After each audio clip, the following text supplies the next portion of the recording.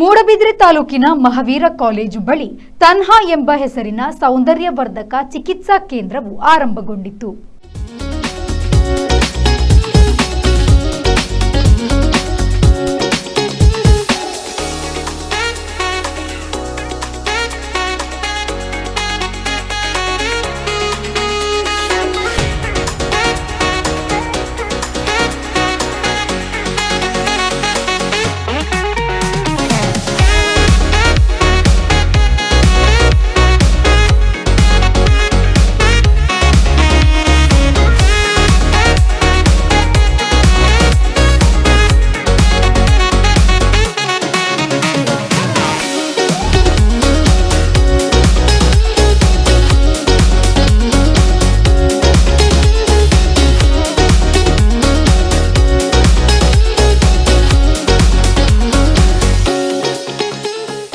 ನೂತನವಾಗಿ ಆರಂಭಗೊಂಡ ಕ್ಲಿನಿಕ್ ಅನ್ನು ಶಾಸಕ ಉಮಾನಾಥ್ ಕೋಟ್ಯಾನ್ ಅವರು ಉದ್ಘಾಟಿಸಿದರು.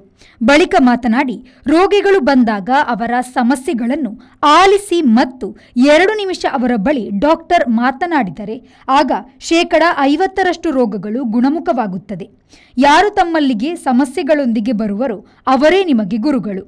ಸಮಸ್ಯೆಗಳನ್ನು ಆಲಿಸಿ ಪರಿಹಾರವನ್ನು ನೀಡಿ ಮತ್ತು ಸರಿಯಾದ ಮಾಹಿತಿಯನ್ನು ನೀಡಿ.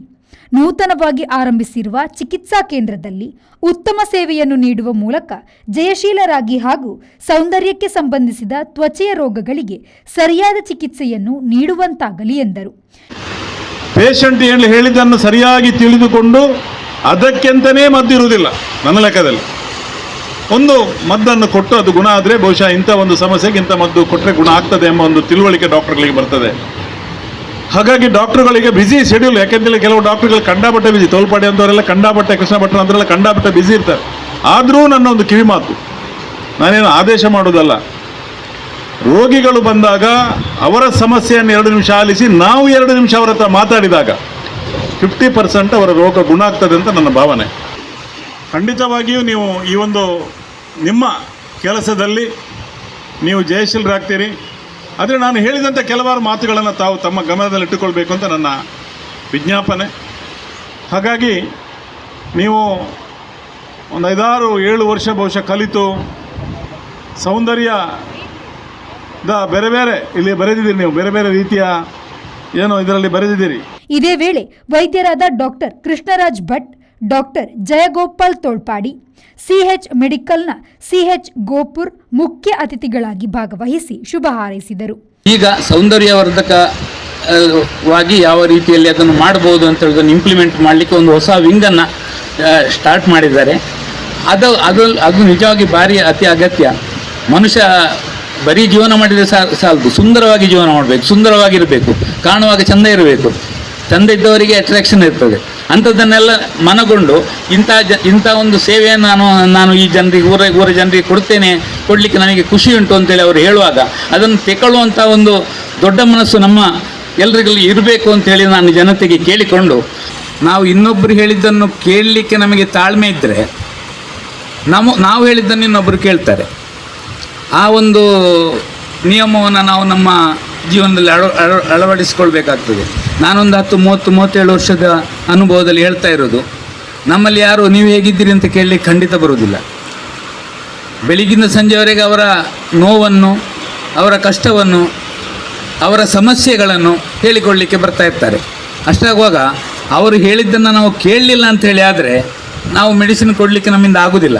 ಯಾಕೆ ಅಂತ ಹೇಳಿದರೆ ಅವರು ಕೇಳದೆ ಎಂತ ಕೊಡ್ತಾರೆ ಅಂತ ಹೇಳುವಂಥ ಒಂದು ನಂಬಿಕೆ ಅವರಿಗೆ ಇರ್ತದೆ. ನಾವು ನೋಡಿ ನಮಗೆ ಪೇಷಂಟ್ ಕಂಡ ಕೂಡಲೇ ಅಥವಾ ಸ್ವಲ್ಪ ಅವರ ಹಿಸ್ಟ್ರಿ ಹೇಳಿದ ಕೂಡಲೇ ಗೊತ್ತಾಗ್ಬೋದು.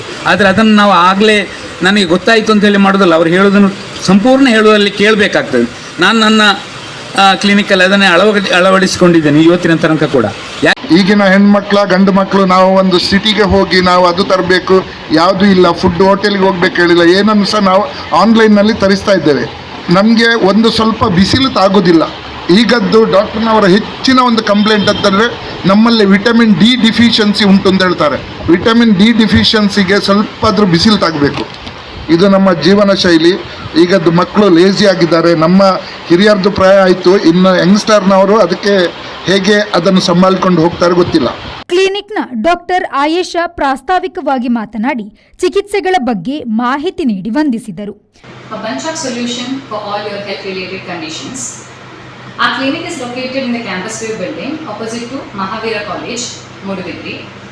The service what we provide here is treating general conditions such as musculoskeletal conditions, gynecological conditions, respiratory conditions and many more. We have started up with cosmetology and dermatology. Cosmetology cases such as acne treatment with laser, pigmentation treatment with laser and laser hair reduction and many more. The machines what we use here are FDA approved, which are gold standard, safe, effective and pain-free procedures. So in total, solution for all your conditions under one roof. The time here we run is from 9 AM to 5 PM. Ayesha ಅವರ ತಂದೆ H B Soleimani ಉಪಸ್ಥಿತರಿದ್ದರು. Premashree, ವಿ4 news, Moodbidri.